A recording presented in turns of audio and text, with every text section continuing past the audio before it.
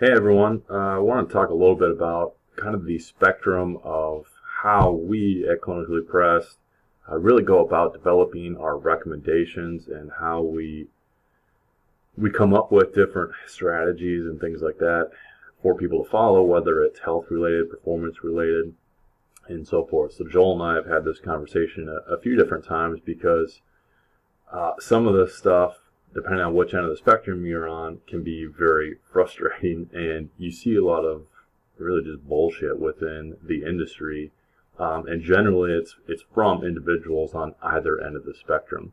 So I'm just going to kind of walk through this figure that I put together here today to kind of outline really where we stand on this particular spectrum and really what that means. So on the far left, we have a lot of your kind of quote-unquote alternative X, and this can be health coach, clinician, practitioner, personal trainer, whatever, that individual that has some magical alternative strategy that suggests they've certainly strayed away from a lot of the other evidence-based recommendations that have really worked and are well supported.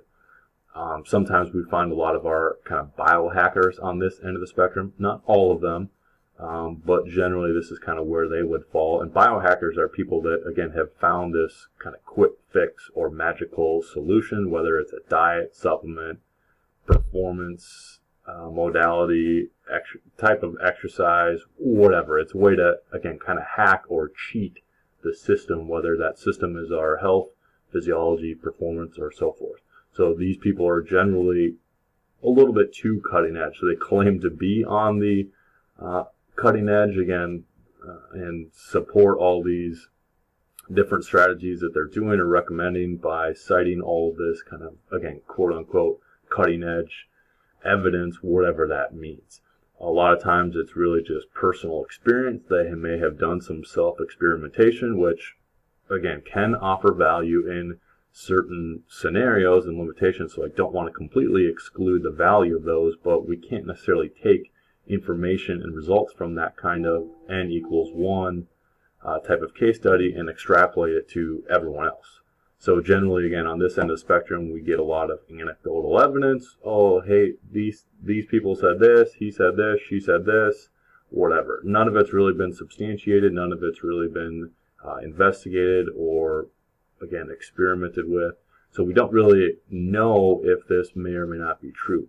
Oftentimes, people on this end of the spectrum may even cite particular studies or information, but they're very much cherry-picking results. So they may only cite partial results from one study, or the study itself might have been flawed in design, or they're misinterpreting the results and kind of extrapolating from that. Regardless, it's just an inappropriate interpretation of those results, and then therefore how they use it and recommend it might not be appropriate as a result. If we jump way to the other end of the spectrum, this would be the end of the spectrum where we see a lot of maybe even researchers and scientists that do a lot of work in a particular area, but they might be a little bit biased within their work and very narrow-minded, kind of refusing to adapt to new evidence that comes to the surface.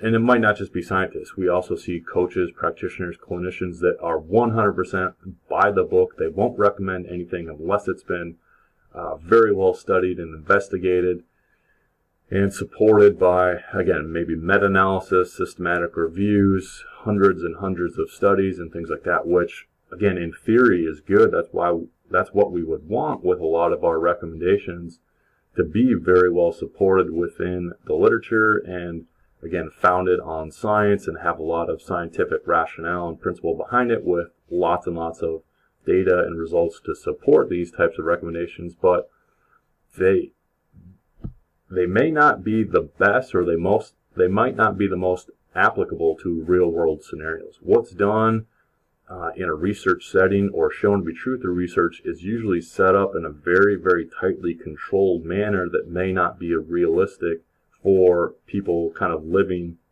in real-world, again, scenarios, which is most of us. But that's what we need to do within science. We have to set restrictions and limitations on a study's protocol to identify specific mechanisms or results that might be contributing to what we find. So again, that has a lot of pros and cons to it, but again, people can misinterpret this or not be able to apply it to real-world situations. And generally what ends up with a lot of maybe government-based recommendations or things like that out there might just be what's kind of quote-unquote safest or has the least amount of liability involved. And again, it just might not be that applicable to real-world scenarios. Again, this isn't for all research that's being done. This isn't all practitioners, all scientists. I'm just saying in general, we can see this end of the spectrum kind of have those types of characteristics to it. So usually they're not really willing to adapt to maybe even new research, or they're kind of set in their ways and they're just providing recommendations that are again safest and most well supported, which again on the surface seems like a good thing, but as I have already said, it can have its limitations. And then we have kind of the middle ground here, and I like to think this is kind of where we fall. So this is where, in my mind, we see evidence-based practitioners who are more than willing to adapt to new research and new evidence as it comes to surface.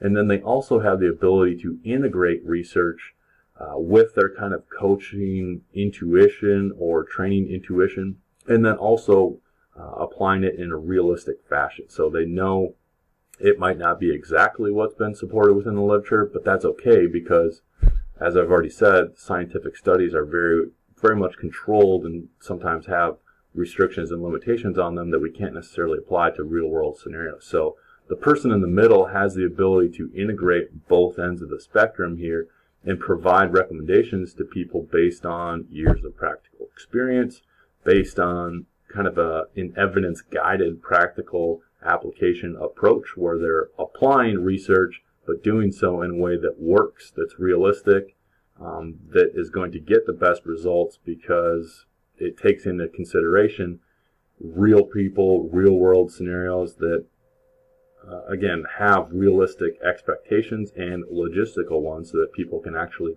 follow these recommendations and get the results they want. So again, this is where I usually follow, or like to think that I fall on this spectrum, kind of in the middle. I've come across people on both ends of the spectrum. Sometimes they're onto something and sometimes they're right, but not always. And again, that could be said for anyone anywhere on the spectrum. So I'm very much making generalizations here, but again, that's where I think someone in the middle would be.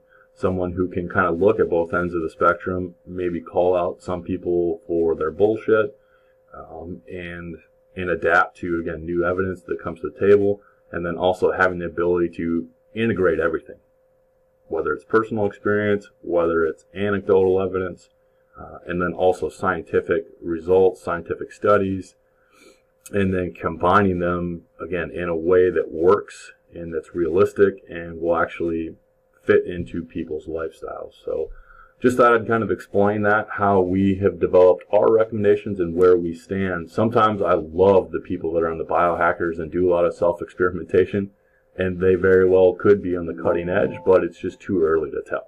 We need more research in that particular area, or we just need more time to figure out whether or not it does work, or if these people are going to kill themselves doing some of these crazy self-experimentation studies. Again, whereas the other end of the spectrum, this could be based on outdated research. It might not be realistic. It might not work for everyone. Again, there's a lot of publication bias that sometimes works its way into peer-reviewed academic literature. So again, it's not a perfect system by any means. That's why I think it's important to try to operate here in the middle ground and really get the best of both worlds. So just kind of my 2 cents on this topic. Take it for whatever it's worth. Thanks.